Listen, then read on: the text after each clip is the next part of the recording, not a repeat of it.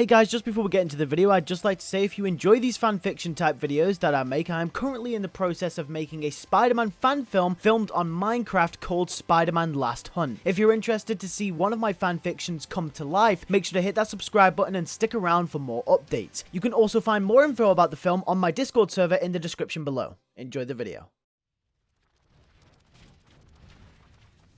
Yo, what is going on you guys, and welcome back to a brand new video. In today's video, as you can see, we are doing the Spectacular Spider-Man Season 3 Remaster. And not only that, we are going to be doing it episode by episode. I put a poll out for you guys to decide, and you guys voted every episode has its own separate video. The reason I considered doing this was because each episode has so much content packed into it, with all the Spider-Man stuff, the Peter Parker storylines, and all the background character storylines as well. Now, the videos themselves won't be as long as 20 minutes, but they'll be long enough to pack all the information in.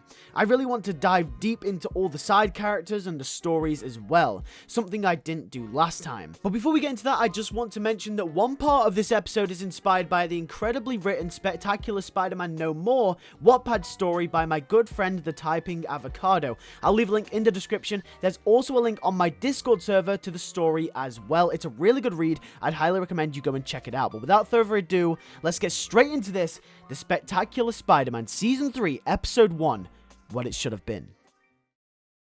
Episode 1, Summer Vacation. School's out and crime is down. Peter Parker hasn't had much to do as Spider-Man, which then eases us back into this series perfectly with a slow episode. Season 1 and 2 were action-packed and emotional, and we can reminisce to those with the audience. We don't need action and crime to be invested in these characters anymore. Thus, we will start Season 3 with an emotionally packed Peter Parker episode, one that reflects on the events of Behind the Curtain.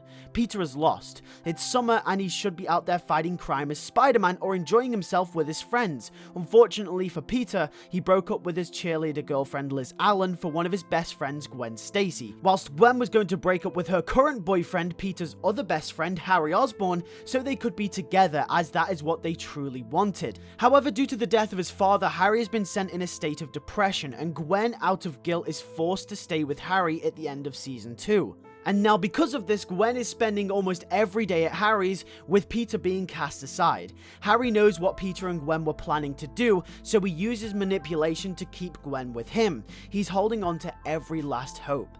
This episode will focus on how distant Peter is from Gwen and Harry, and on the Harry and Gwen side of things, we will focus on the beginning of the fall of Harry's character. He manipulates Gwen to stay with him, and we'll be able to see through their interactions that Gwen doesn't want to stay with him. We will catch up with the Parker household as well. Aunt May will notice that Peter is down and that he has been more home than usual lately. Peter will say it's nothing, after all he can't reveal that he's Spider-Man. That almost happened once, and he'd not like it to happen again. We will also catch up with the Bugle and J. Jonah Jameson, as Jameson is furious that Spider-Man has almost dropped off the face of the earth, and newspaper sales are down. Jameson says that he needs a big scoop. A big scoop. Then Ned Leeds arrives with Betty Brant from an elevator. Jameson says that they're both late for work and they better have a good reason to be. They just stand there awkwardly. We will start to see hints and inklings of Betty's and Ned's relationship start to develop. Jameson storms back into his office saying he wants a big scoop on his desk in the next 3.6 seconds or else he's gonna flip. We get a scene where Peter is swinging through the city as Spider-Man. It's a calm moment. We have a narration over the top with Peter talking about the situation and how things are, mentioning that he hasn't heard from Harry or Gwen in a while and that they seem kinda distant. He gives Harry a call and he doesn't pick up. He thinks that's odd. Then he gives Gwen a call and she doesn't pick up either. Peter thinks this is really odd, but just thinks that they're probably just busy doing a couple things. Then his spider senses go off. He jumps out of the way and it's someone throwing something at him from the streets. They start shouting that Jameson was right about him, that he's a criminal. Peter is so baffled by this. We then hard cut to a newspaper being slammed onto a table and Peter sitting at home reading it out in his head. Norman Osborn murdered by Spider-Man from the Daily Bugle. Peter's eyes widen. He didn't kill Norman Osborn. He didn't. Peter leans his head back. He knows this isn't good. Spider-Man was his one escape, and his life is ruined too. Spider-Man can't get a break. What if Harry finds out? How would he react? He just wishes the Bugle wouldn't print such things. Then Aunt May enters the scene. She says that Anna Watson and her niece are coming over for dinner tonight. Peter says, wait, Mary Jane is coming? And May will say yes. Peter leans his head back again, exclaiming in his head that this will be awkward after that date they had before. Why has life always got to throw him into these situations? We then cut to a scene with Montana. He has escaped prison and he enters a warehouse. A thug comes up to him with a box and says all of his stuff is in there and ready to go. Montana opens the crate to see his shocker suit inside the box. He smiles and says it's finally time for his big score. The thug says the higher-ups will want a cut as he's provided the suit. Shocker questions who are the higher-ups. The thug says that they're not to be named. Shocker jokes asking if Tombstone is back on the block after being arrested. The thug frowns at Shocker and then smirks and says someone more powerful than Tombstone and someone who, given the time, will bring the city to its knees. The thug leaves and Shocker gets ready. We then cut to a scene where Peter goes into Mr. Jameson's office. JJ asks what he wants and says that he's a busy man. Peter tries to explain that Spider-Man didn't kill Norman Osborn as Peter is enraged about the new headline, and Jameson says ever since the Wallcrawler's slight absence, sales have dropped. He has to up the sales one way or another, and then Jameson goes on to say, let's be honest, he probably did anyway. He walks over to the door and opens it up to gesture Peter to leave. Peter exclaims that Spider-Man didn't kill Osborn, and that he can't print that kind of things because it's lies and it's libel. Jameson calls Peter out on being so defensive towards Spider-Man, and Peter immediately backs off to console his identity. Then Aunt May will call him to say that dinner is ready, and that MJ and Anna Watson are coming in 5 minutes. Peter says he'll be right there. Peter arrives home and swings in through his window and makes a bang when he closes it. Aunt May calls him from downstairs, asking if that's him. She is serving dinner out to the table as Anna Watson and Mary Jane sit at the table. May says that she'll go and see what it is, and MJ says no, let her go and do it, as May is serving the dinner out with hot plates in her hands. MJ goes upstairs and Peter is shouting, May, don't come in! MJ will say that it's her and Peter will be surprised and will awkwardly say hi back to her through the other side of the door, as he's frantically trying to get his Spider-Man costume off. Then he tries to take his boot off and falls over. MJ asks if he's alright in there. The tension rises as she walks in and Peter is just ready in time, just enough to hide the Spider-Man costume under his clothes. MJ looks around Peter's room as a Spider-Man mask is hanging off the back of his chair. She notices it out of the corner of her eye but doesn't say anything.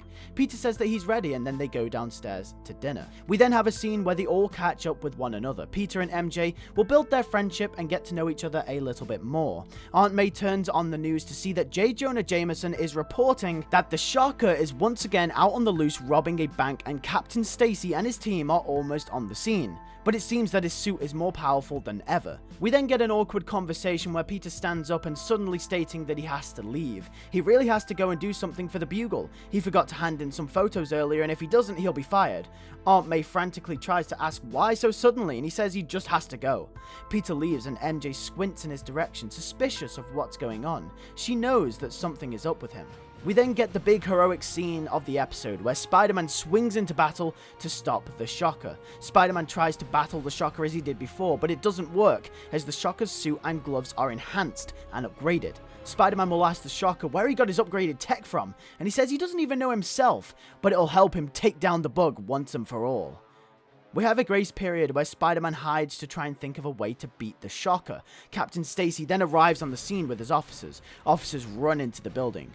One officer sees Spider-Man hiding and shouts for him to put his hands in the air for the murder of Norman Osborn. This alerts the Shocker to where Spider-Man is, and then shoots in his direction. The shot causes a ripple effect and the rubble is about to drop on the cop when Spider-Man swings down and takes him to safety. He lands and thinks that's it. He needs to somehow come up with a force that can crush the Shocker's gloves, since taking them from him won't be so easy. He distracts the Shocker, and Shocker shoots at him. Spider-Man moves out of the way, and to Shocker's surprise, some rubble comes falling down on him, crushing him and his gloves. Spider-Man removes the rubble as Montana is crippled. He asks where he got the tech from. Oscorp? Shocker says that he doesn't even know himself, and even if he did, he wouldn't tell him. Spider-Man swings out of the building as the cops come in. We linger on Captain Stacy as he squints, and then he smiles as he looks in Spider-Man's direction. We sort of get the feeling that the Captain doesn't really believe in all these rumors surrounding the Wallcrawler. We then get an outro scene with Spider-Man on top of a building. Peter narrates to himself the events of the episode, how he's gone a summer without Harry or Gwen, he completely stood up MJ, Aunt May and Anna Watson, and despite the Shocker takedown, the city and Jameson still thinks he murdered Norman Osborn. However, Peter will say that he senses something fishy on the horizon. After what happened with Shocker, something big is coming, and it's coming fast. Thank you guys for watching this episode, the first episode of my Spectacular Spider-Man Season 3. Hopefully you all enjoyed. If you did, make sure to hit that like button. It would really help me out. And as I said at the start of the video, make sure to go and get on the Discord in the description. Tell me what you guys think in the comments below as well. Also, make sure to hit that subscribe button so you don't miss the next episode. And also make sure to hit the bell next to the subscribe button so you can get the episode as soon as it comes out.